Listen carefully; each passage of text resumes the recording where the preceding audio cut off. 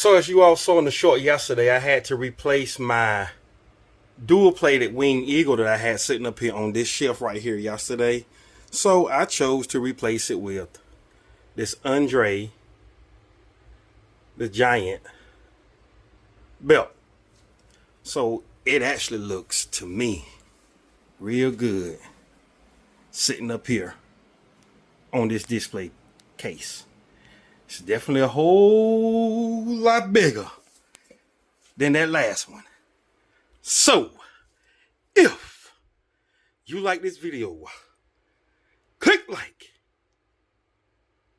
tell somebody, and subscribe to my channel. Thank you for watching.